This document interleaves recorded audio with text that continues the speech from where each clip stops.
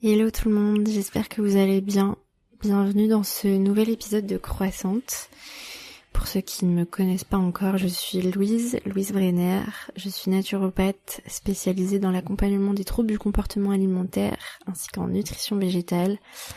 Et dans ce podcast, depuis presque 3 ans maintenant, je vous parle de santé physique, mentale, de thérapie, de médecine alternative.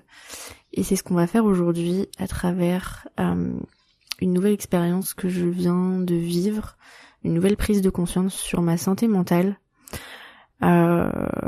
C'est quelque chose dont je vous ai déjà parlé dans ce podcast, mais pas en ces termes-là, puisque j'ai mis enfin des mots concrets, un diagnostic si on peut dire, sur quelque chose dont je souffre depuis mes 17 ans.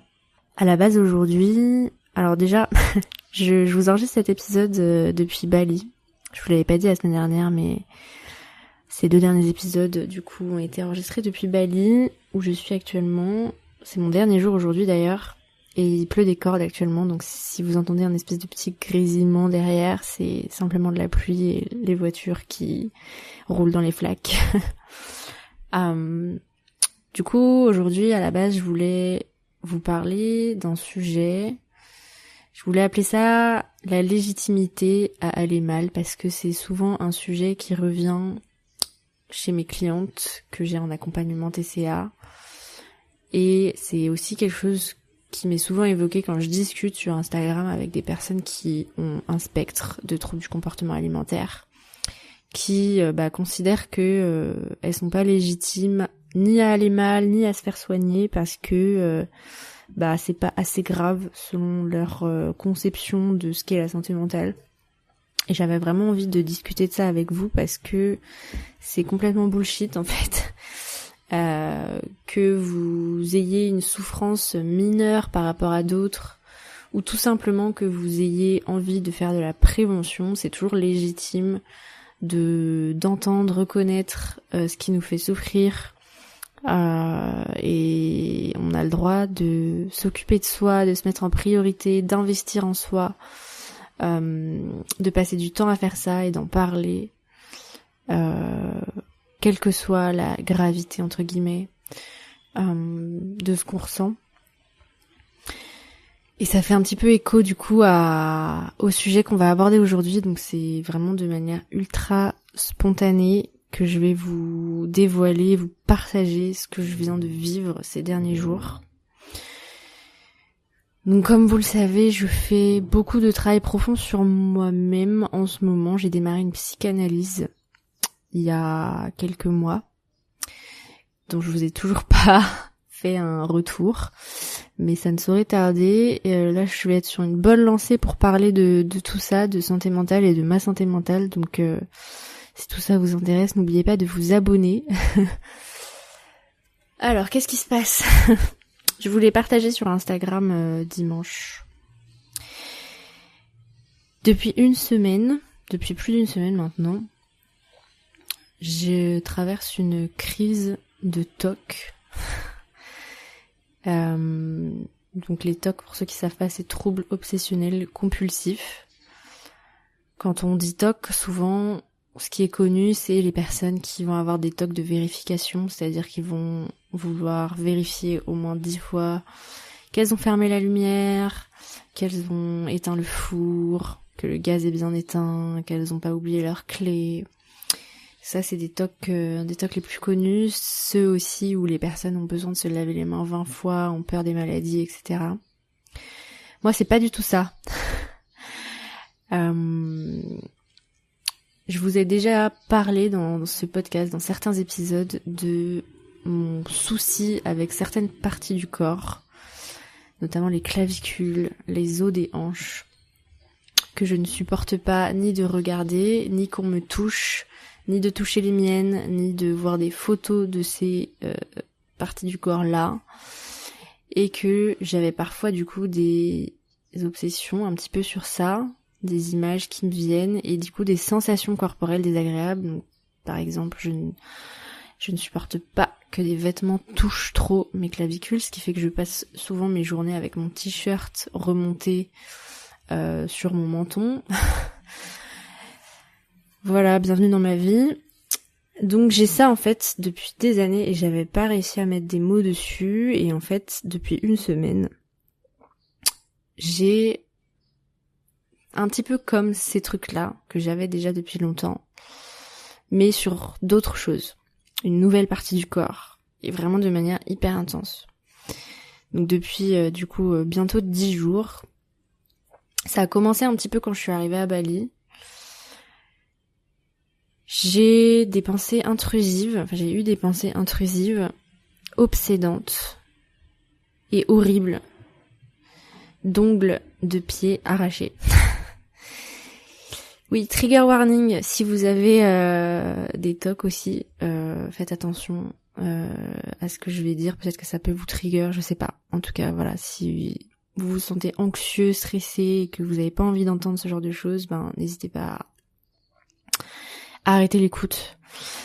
Il y a un an, pile en fait, j'ai accompagné une amie à moi à l'hôpital parce qu'elle avait eu un petit accident de scooter qui lui avait en fait arraché son ongle de pied. Et je l'ai accompagnée à l'hôpital, elle parlait pas trop anglais, donc il a vraiment fallu non seulement que je l'accompagne, mais que je sois vraiment active dans la traduction de ce que les médecins lui disaient. Il fallait que je lui décrive un petit peu ce qui se passe, qu'elle devait faire, donc je devais avoir vraiment un peu le pif sur ça, alors que de base, j'ai quand même une hypersensibilité aux blessures. Surtout, voilà, les ongles. En fait, tout ce qui tourne un petit peu autour de la torture, j'aime pas trop. Enfin, voilà, je pense comme tout le monde, mais... Donc, voilà. J'ai passé toute cette journée-là avec elle. C'était il y a un an, jour pour jour, en fait, au moment où je vous parle. Je le sais parce que c'est aussi le jour de mes 1 an avec mon mec, parce que après cette journée à l'hôpital, j'avais fait mon premier encart avec mon mec, et c'est nos 1 an aujourd'hui. Donc voilà, c'est pour ça que je m'en souviens et que c'est très étrange. Et du coup, en revenant à Bali, donc 1 an plus tard, alors que ça m'avait pas plus traumatisé que ça, même si à la fin de la journée, j'étais en mode super crispée et tendue, genre un peu, waouh, j'en avais marre j'avais besoin de sortir de ce contexte et d'oublier ce que j'avais vécu toute cette journée. Mais ça ne m'avait pas après poursuivi, on va dire. J'avais pas eu des images intrusives et obsessionnelles de ce truc-là. Et là vraiment du coup il y a 2 semaines j'arrive à Bali, je me retrouve en fait dans les mêmes endroits, alors que j'ai continué à vivre après dans ces mêmes endroits, c'était pas la première fois que je revenais dans ces endroits-là après avoir vécu ça. Mais je sais pas, il y a quelque chose, une série de choses qui a déclenché le fait que en fait progressivement au bout de quelques jours, non-stop dans ma tête, je voyais l'image d'un ongle arraché. En ayant aussi un petit peu en développant en fait une anxiété autour de ça, c'est-à-dire que je me cache les orteils, je me replie les orteils toute la journée pour qu'ils soient pas exposés. Ça me crispe en fait, ça me tend, j'y pense tout le temps, que ce soit en train de faire un massage, que ce soit en train de bosser, que ce soit sur mon scooter, tout le temps, ce qui fait que quand je ferme les yeux, en fait je vois ça et ça me tend encore plus et j'ai besoin de regarder quelque chose, de faire quelque chose. Donc toute la semaine j'ai pas très bien dormi parce que je me couchais super tard en continuant à regarder des trucs sur YouTube jusqu'à ce que je m'endors littéralement devant pour ne pas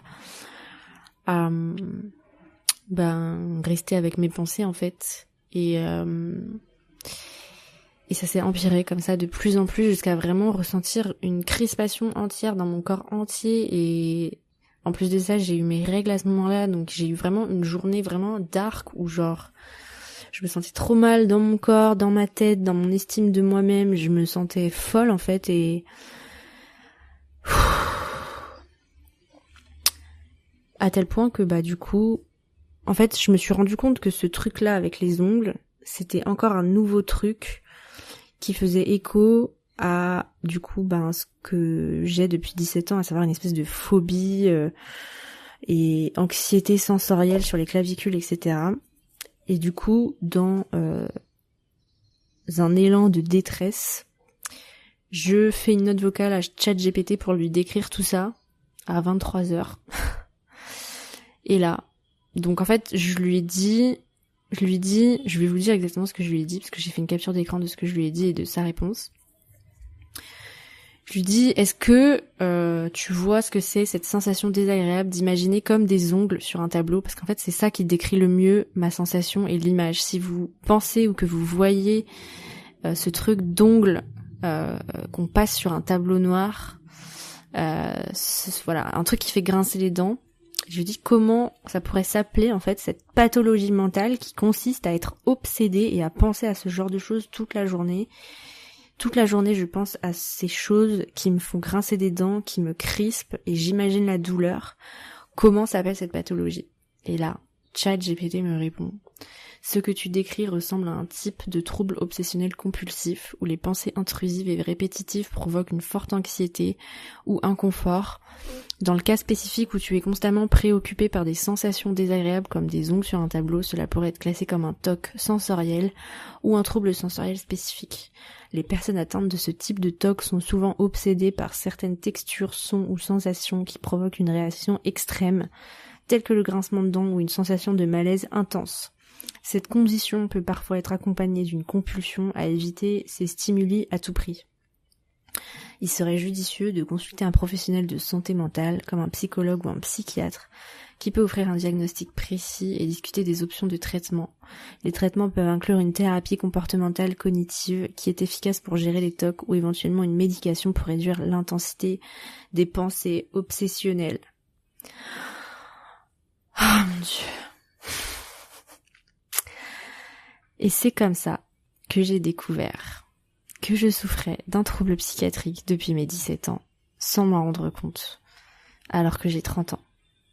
Yes! Après des années et des années à souffrir, à en parler à des psys, à des hypnothérapeutes, à plein de gens, à avoir fait plein de recherches sur Google. J'avais jamais ni trouvé une explication. Je n'avais jamais rien trouvé. Tous les thérapeutes à qui j'en ai parlé m'ont vraiment répondu aucune idée. Aucune idée. Toutes les recherches que j'ai pu faire sur YouTube, sur Google, ça me sortait absolument rien. Je devais pas taper les bons mots-clés et ce truc de TOC, ça n'était jamais ressorti. J'avais jamais pensé que ça pouvait être des TOC. Mais c'est vraiment exactement ce que me décrit ChatGPT sur le fait qu'il y ait des sensations désagréables et que ce soit aussi provoqué par des textures. Oh mon Dieu. À une époque, quand j'étais en Mongolie, je me souviens, ce truc-là, c'est devenu obsessionnel sur la texture du béton. Vous voyez, un parpaing de béton, un truc rugueux. J'avais des pensées obsessionnelles tout le temps de ma peau contre un parpaing de béton. Mais vraiment, mais... Et franchement, c'est horrible parce que c'est tellement bizarre. C'est tellement bizarre et j'ai jamais trouvé quelqu'un, un témoignage, un article qui parlait de ça. Et là, du coup, en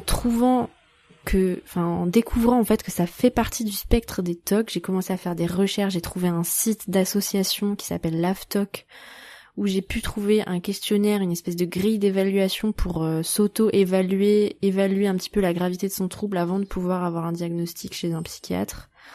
Et du coup, sur ce site, j'ai trouvé que du coup, je serais potentiellement entre le syndrome et le trouble. Le syndrome, c'est une version un petit peu plus mineure que le trouble. Obsessionnel, peu compulsif, parce que j'ai pas vraiment de compulsion. Les compulsions, en fait, c'est vraiment genre quand par exemple, on a une obsession de la propreté et du coup, on va se laver les mains. Là, en fait, à part le fait de juste être crispé et protéger mon corps, j'ai pas de compulsion vraiment d'agissement. Mais je pense que ça rentre quand même un petit peu dans une forme de compulsion, le fait que par exemple, que je mette mon t-shirt au-dessus de mon menton pour pas que les vêtements touchent. C'est une forme de compulsion, mais je dirais que c'est des compulsions qui sont pas... Ça m'empêche pas de vivre, en fait. Et du coup, voilà, dans cette grille d'évaluation, j'aurais donc un syndrome ou un trouble obsessionnel peu compulsif et sensoriel. Ce truc de sensoriel, je l'ai vraiment trouvé que via ChatGPT. J'ai pas trouvé d'articles, j'ai pas trouvé de témoignages sur les différents comptes Instagram qui parlent de TOC que j'ai trouvé, par exemple Parlons TOC, la folle guêpe ou pas folle la guêpe, un truc comme ça, un nom de compte Instagram que j'ai trouvé qui parle de ça. J'ai pas trouvé ce truc de trouble de TOC sensoriel. Donc ça, j'aimerais bien trouver un psy en TCC qui ait déjà entendu parler de ça. Si vous avez, surtout, j'ai fait une story Instagram hier pour commencer à en parler, surtout si vous vous sentez concerné, si vous avez déjà ressenti ça, si vous avez eu des TOC, vous avez été traité, n'hésitez pas à m'envoyer un message, vraiment, j'ai vraiment besoin de vider mon sac et de parler de ça à des gens qui me comprennent. Après, littéralement, depuis que j'ai 17 ans, personne qui me comprend. Donc voilà. Donc, les thérapies du coup envisagées, donc c'est les TCC, donc c'est une branche de psychothérapie, c'est la thérapie comportementale et cognitive. Donc je connais un petit peu, j'avais déjà fait une séance de ça mais pour complètement autre chose. Enfin en tout cas avec une psy qui était, je sais pas si j'ai vraiment fait de la TCC, mais en tout cas c'était une séance avec une psy de TCC, mais je pense qu'on n'avait pas vraiment fait de TCC. Mais en gros, c'est des séances de psy qui sont beaucoup plus courtes, qui vont vraiment être plus axées sur la modification de comportement. Je vous en parlerai plus du coup quand j'aurai refait des séances de TCC pour ça. Et la deuxième thérapie, c'est des antidépresseurs. Donc, voilà, à haute dose. Ça permet vraiment de sortir un petit peu des crises pour travailler, je pense, le trouble à la source quand on est, et c'est vraiment utile du coup quand c'est vraiment intense. Moi je compte pas prendre des antidépresseurs, j'en ai déjà pris quand j'étais ado d'ailleurs. J'ai commencé à avoir tout ça quand j'avais 17 ans, quand j'ai pris des antidépresseurs en fait. Le déclenchement de tout ça, c'est vraiment hyper flou. Je pense que depuis toute petite, je me souviens que même quand j'étais petite, j'étais quand même assez sensible à tout ce qui est image de douleur. Je me rappelle que ma grand-mère avait un papier peint avec des broderies qui étaient assez rugueuses. Et je me souviens que je câblais un peu sur ça dans mon lit et que j'aimais pas la sensation du toucher de ça. Et bref, ça me provoquait un peu des sensations bizarres.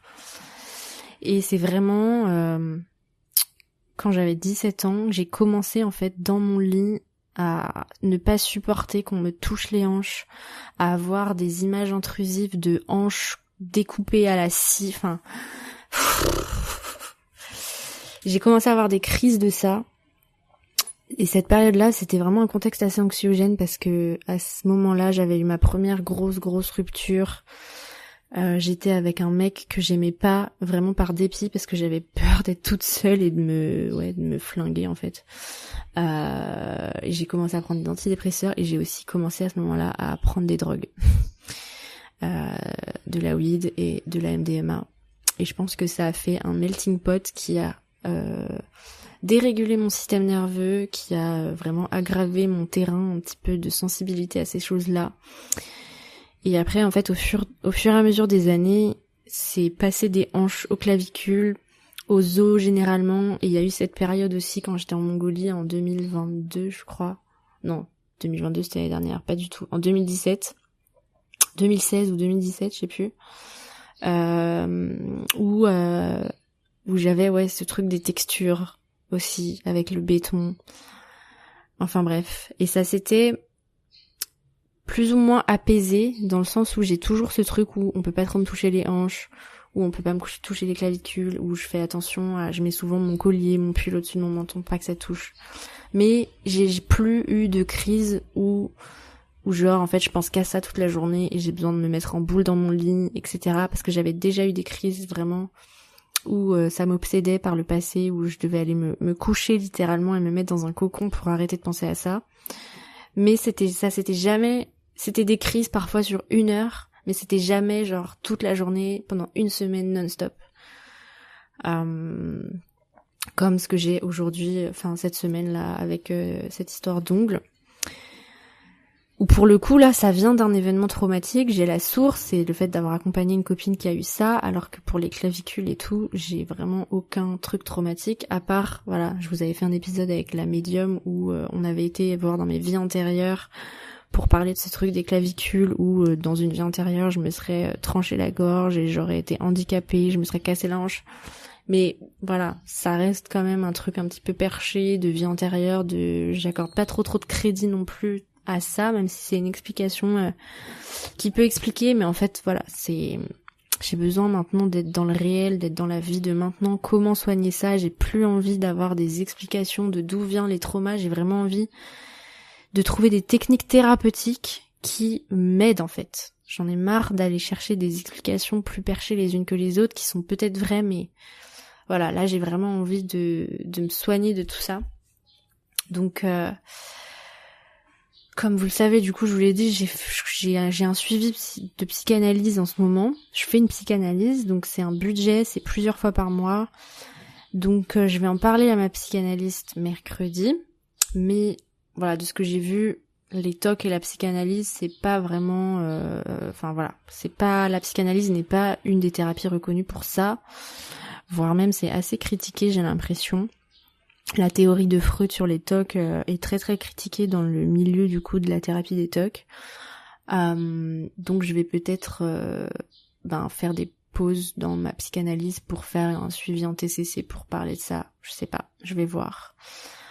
En revanche, du coup, cette semaine, en voyant ma détresse, j'ai une copine qui m'a proposé de m'offrir une séance de PNL. Je sais pas si vous connaissez la PNL, c'est la programmation neuro-linguistique. C'est une technique thérapeutique psycho-émotionnelle. Et elle termine sa formation, elle a fait la formation vraiment complète, full complète de professionnalisation en PNL avec Paul Pironnet, je sais pas. D'ailleurs, je vais l'inviter du coup dans mon podcast, peut-être la semaine prochaine ou dans 2 semaines, si on a le temps. Elle m'a offert du coup une séance de PNL. Je vais vous raconter un petit peu. Donc en gros, j'avais pas beaucoup d'espoir parce que ça me faisait un petit peu penser à l'hypnose. Et j'avais déjà fait une séance d'hypnose quand j'étais en crise par rapport aux os des hanches. Et ça m'avait au contraire déclenché une énorme crise pendant 1 mois. Et ça m'avait pas du tout aidé à part ce que je vous disais la semaine dernière aussi sur les peurs transmises. Que ma mère et ma grand-mère me disaient quand j'étais petite que c'était bien d'avoir peur parce que comme ça je serais prudente quand je faisais du cheval, que c'était bien que j'ai peur d'avoir mal. Donc voilà, ça m'avait donné aussi peut-être une forme d'explication d'où venait ce truc, mais ça m'avait pas du tout aidé à guérir, vraiment pas, au contraire ça m'avait tendu encore plus.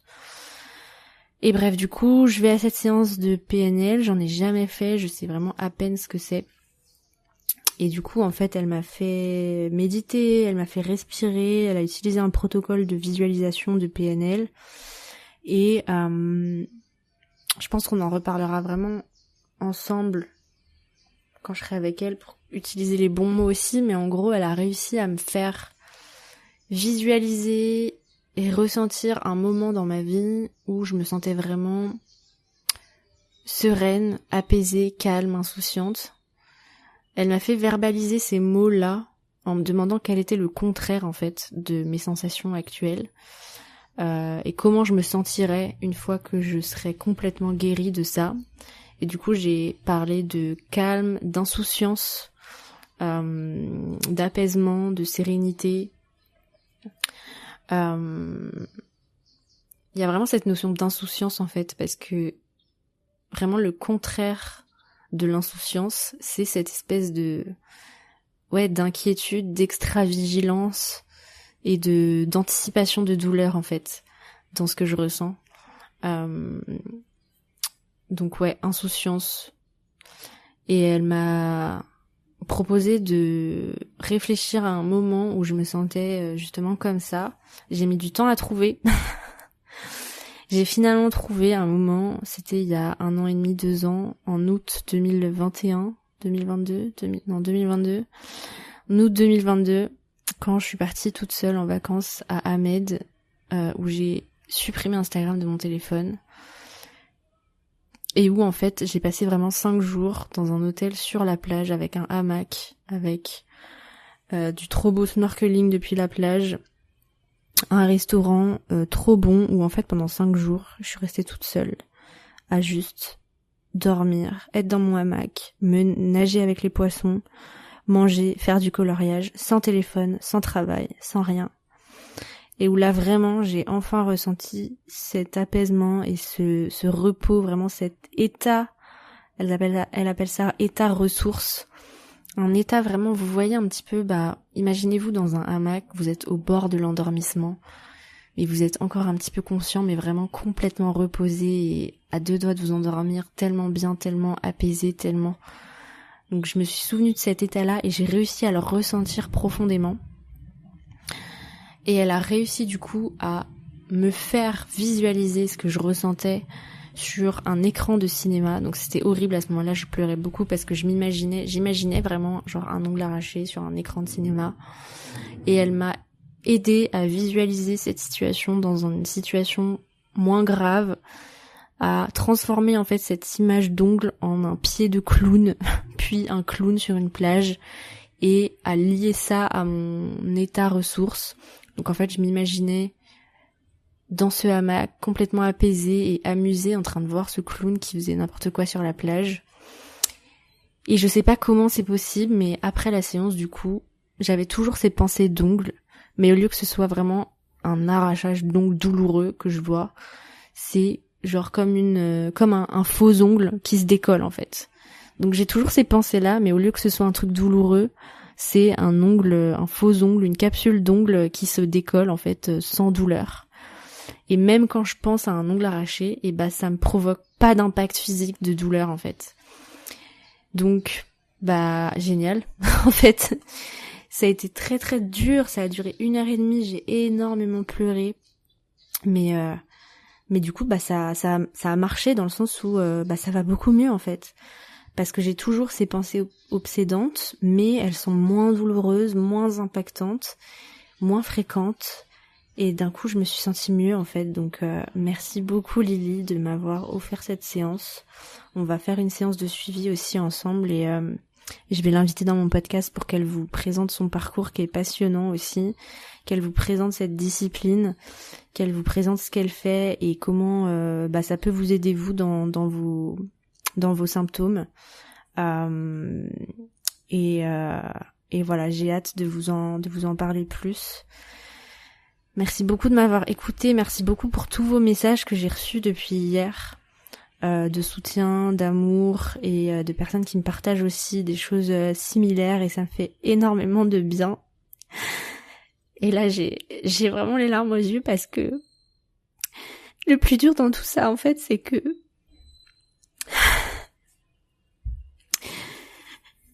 depuis toutes ces années où je souffrais de ça, quand j'en ai parlé à mes amis à l'époque, j'ai reçu beaucoup de moqueries. Je me suis sentie tellement ridicule. J'avais des potes qui carrément, en fait, quand je leur disais ça, après venaient me toucher les clavicules, venaient me toucher les os, ou je me sentais tellement mal, en fait. Ça a vraiment participé aussi au fait que j'ai une mauvaise estime de moi en fait et si aujourd'hui il y a certaines de mes amies que j'aimais beaucoup à qui je parle plus, c'est parce que au fond de moi je leur ai pas pardonné ce comportement alors que même ma meilleure amie qui était la personne la plus aidante et qui avait le plus d'écoute pour moi, je me souviens de conversations où elle me disait mais c'est dans ta tête, mais arrête, c'est ridicule, calme-toi. C'était tellement violent en fait de recevoir ces mots-là d'une personne qu'on aime. Ce que j'ai envie de vous dire, c'est d'un côté je leur pardonne parce que c'est tellement pas répandu en fait cette connaissance sur la santé mentale. Quand on est en bonne santé mentale, on peut pas se rendre compte de ce que souffrent ces personnes qui ressentent des choses tellement bizarres et inexplicables. Et donc, je peux pas en vouloir à mes copines de l'époque qui avaient 19 ans, qui ont pas su quoi me dire d'autre que calme-toi, respire et arrête. C'est dans ta tête, t'es ridicule, tu nous fais chier avec tes trucs bizarres. Si vous avez été dans cette même situation, je vous envoie beaucoup d'amour. Et pour les personnes qui comprennent pas tout ça, je vous invite à essayer de jamais rabaisser ou faire comprendre à quelqu'un que ce qu'il ressent c'est n'importe quoi et que c'est pas légitime, parce que ça fait vraiment souffrir. Et voilà, c'était mon petit gros meltdown. Et pour en revenir à l'épisode que je voulais faire aujourd'hui sur la légitimité à souffrir, ben voilà, c'est pas parce que vous souffrez de quelque chose qui vous empêche pas de vivre, que personne vous comprend et qu'en plus de ça vous avez une super vie comme moi. Putain, je suis naturopathe, je fais un métier passion, je gère mes horaires comme je veux, je travaille pas beaucoup non plus, je travaille pas 70 heures par semaine, ni même 35 heures. Je suis à Bali, j'ai tellement une vie de rêve. Mais pour autant, bah, ça m'empêche pas d'avoir une crise de toc en étant à Bali et à péter un câble, en fait. Donc, c'est pas parce que vous avez une belle vie, que vous avez de la chance, que vos troubles ne vous empêchent pas de vivre, que vous méritez pas qu'on vous écoute et de chercher coûte que coûte à aller mieux, parce que ça en vaut la peine et que il y a d'autres gens aussi qui sont dans votre cas. Et je pense que si on peut donner du crédit à la mission de vie, c'est vraiment ça, en fait, c'est chercher à guérir tout ça pour profiter de notre putain de vie, en fait, et qu'on arrête de transmettre aussi tout ça aux générations futures et voilà, qu'on se sente mieux. Je sais pas quoi dire d'autre, là, je suis un peu lessivée. En tout cas, merci de m'avoir écouté jusqu'au bout. Je vous serre fort fort dans mes bras. Je vous fais plein de bisous et je vous dis à très vite pour un nouvel épisode, pour qu'on grandisse ensemble. Voilà, c'est le but de cet épisode qui s'appelle Croissante. Je vous souhaite de passer une bonne semaine et à très vite. Bye.